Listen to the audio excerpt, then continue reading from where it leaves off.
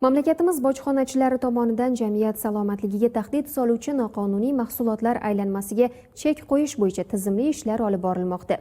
Toshkent shahrida o'tkazilgan navbatdagi tezkor tadbir davomida noqonuniy tamaki mahsulotlarini tarqatish bilan shug'ullangan shaxs qo'lga olindi.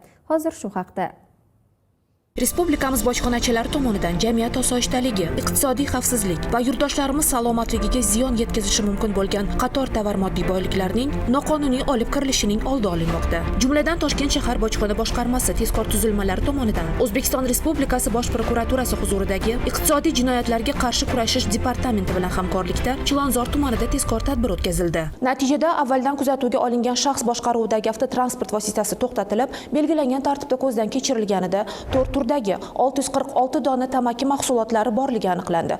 Shuningdek, davom ettirilgan tekshiruvlar natijasida ushbu shaxsga tegishli bo'lgan do'konda ham 787 dona elektron sigaretalar va boshqa tamaki mahsulotlari saqlanayotganligi fosh bo'ldi. Faqatgina shu emas, mazkur fuqaroning Mirobod va Chilonzor tumanlarida joylashgan vaqtincha istiqomat qilayotgan xonadonlari ham belgilangan tartibda ko'zdan kechirilganida bu yerda ham 5183 dona elektron sigaretalar va tamaki mahsulotlari borligi fosh bo'ldi. O'tkazilgan ko'p bosqichli tezkor qidiruv tadbirlari davomida umumiy qiymati 800 million so'mlik salkam 7000 dona aksiz markalar bilan qadoqlanmagan elektron sigaretalar va tamaki mahsulotlarining noqonuniy aylanmasiga o'z vaqtida chek qo'yildi. Navbatdagi holat Namangan viloyati bojxona boshqarmasi kontrabandaga qarshi kurashish bo'limi xodimlari tomonidan huquqni muhofaza qiluvchi boshqa idoralar vakillari bilan hamkorlikda fosh bo'ldi. Chortoq tumanida o'tkazilgan tezkor tadbirda oldindan kuzatuvga olingan shaxs boshqaruvidagi avtotransport vositasi yukxonasidan 10 ming quti tamaki mahsulotlarini boshqa bir shaxs qabul qilib olayotgan vaqtida to'xtatib qolindi.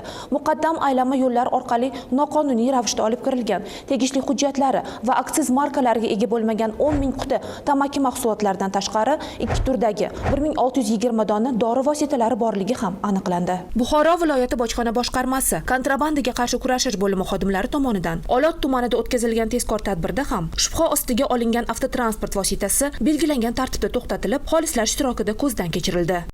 Natijada ushbu avtotransport vositasida ham aksiz markalar bilan markalanmagan jami 1000 quti tamaki mahsulotlari borligi ma'lum bo'lib, ashyoviy dalil sifatida vaqtincha saqlovga olindi. Yana bir holat Surxondaryo viloyati bojxona boshqarmasining Sariosiyo temir yo'l chegara bojxona postida fosh bo'ldi. Qo'shni davlatdan kirib kelgan temir yo'l poyezdi tarkibidagi yuk vagonlari belgilangan tartibda bojxona nazoratidan o'tkazilishi davomida yo'l yuk kuzatuv hujjatlariga ko'ra vagonlardan biriga kafil mahsulotlari ortilgan bo'lishi lozim edi.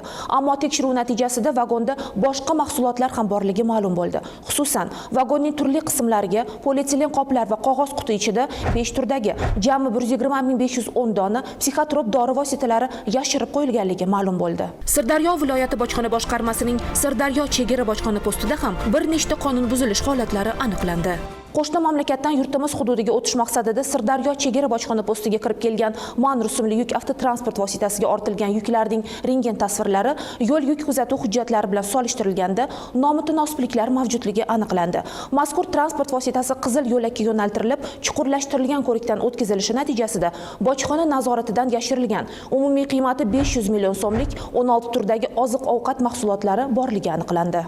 Mazkur post orqali harakatlangan Volvo rusumli yuk avtotransport vositasi ham aniqlangan tafovutlar sababli chuqurlashtirilgan bojxona ko'rigidan o'tkazilishi natijasida yo'l yuk hujjatlarida ko'rsatilmagan jami 10 dona qog'oz qutilarga joylashtirilgan umumiy qiymati 152 million so'mlik 3 turdagi 10200 dona sifati kafolatlanmagan dori vositalari yashirilganligi ma'lum bo'ldi. Yana bir holatda Toshkent xalqaro aeroporti chegara bojxona posti xodimlari tomonidan Delhi Toshkent reysi bilan uchib kelgan fuqarolardan birining noqonuniy xatti-harakatlarining oldi olindi. Mazkur fuqaroga tegishli bo'lgan yuklar belgilangan tartibda bojxona ko'rigidan o'tkazilganida bojxona nazoratiga taqdim etilmagan 4 dona chekish moslamalari, tamakini maydalash uchun mo'ljallangan moslama, kiyim-kechaklar orasiga yashirilgan 42 dona och yashil rangli, o'tkir hidli o'tsimon moddalar bilan to'ldirilgan tamaki mahsulotlari va shu kabi o'tsimon moddalar solingan 4 dona polietilen paketlar borligi ma'lum bo'ldi.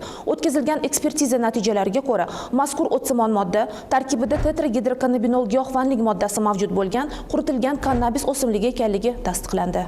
Hozirda yuqorida keltirilgan barcha holatlar yuzasidan bojxona organlari tomonidan tergovga qadar tekshiruv harakatlari davom ettirilmoqda.